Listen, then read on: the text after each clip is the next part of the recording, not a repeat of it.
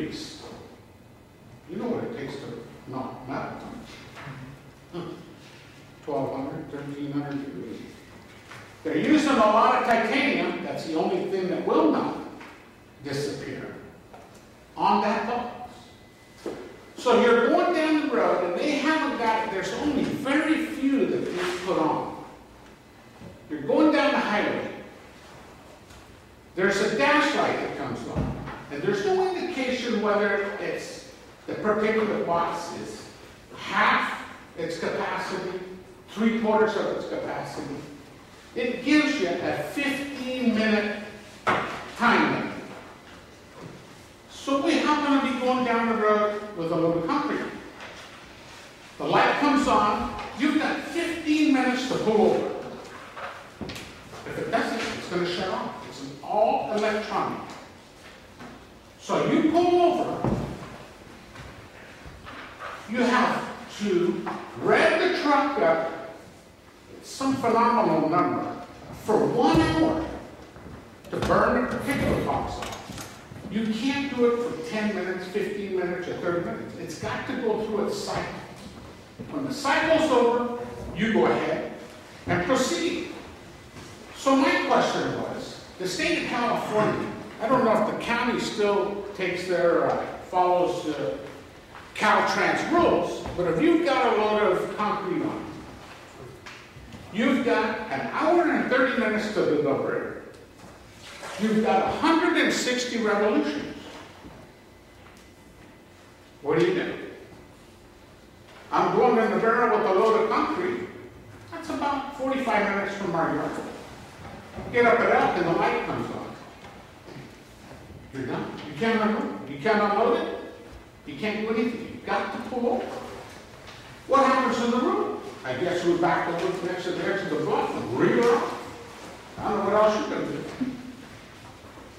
So at the meeting in Reading, Tony Brazil, who's the head guy, state of California, doing the preparation, said he and his wife were coming to Mendocino Saturday and Sunday on vacation.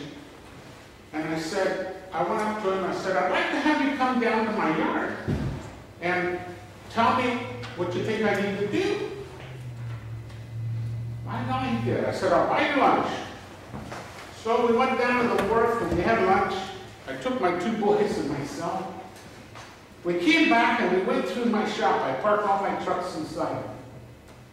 And by the way, they have show trucks, the used trucks that we go around, and we won first place in many areas and represented Peterbilt for 2 years. Went through the shop. He said, boy, you sure have a nice fleet, Mr. Hay. Well, you've got 2 options. Change the engines or sell the trucks. That's all I've got to tell you. I'm glad to hear that you're starting to do something, but I'm afraid you're too late. This has been going on for over a year. And the next meeting was supposed to be October something, but they changed it till December the 8th or the 18th. It's got an 8 in it, I'm not sure.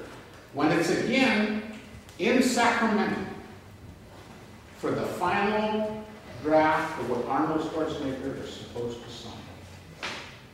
And it is going to put us out of business. At the last meeting we had at the Tacos, I had Mike Anderson, who's a very large trucker. I had Glenn Beck from Baxman's. I had NorCal, Frank Dutra from up in Willett.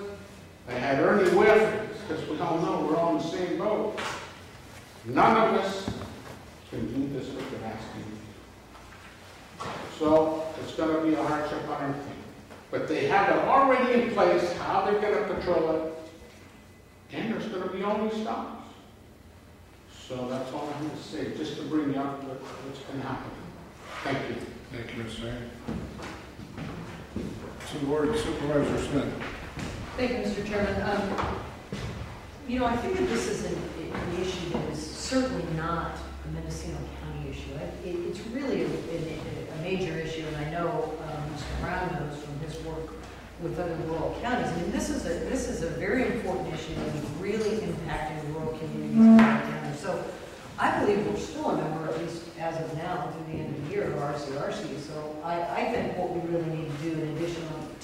Mendocino County signing some kind of a statement, I don't really feel, although it will really have all that much impact. I mean, is really the governor going to care what one small rural county has to say? But as we know from secure rural schools and the PILT action, rural counties, when they're persistent, can only really make a difference. So I would hope that in addition to whatever action we can take, we could ask our RCRC representative to see what can happen at the rural counties level, because I think that's an entity that really can grab hold of the issue and try to build some critical mass with respect to other rural counties on this issue. So I'd like to see our rural county representative, RCRC representative,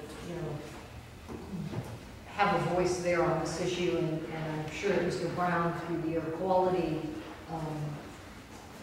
entity that he is a member, and hence this board is really representing at, can try to bring it forward from a rural perspective and grow it beyond Mendocino County. And I know that Mr. Brown already has done that, but I think we need to really look at it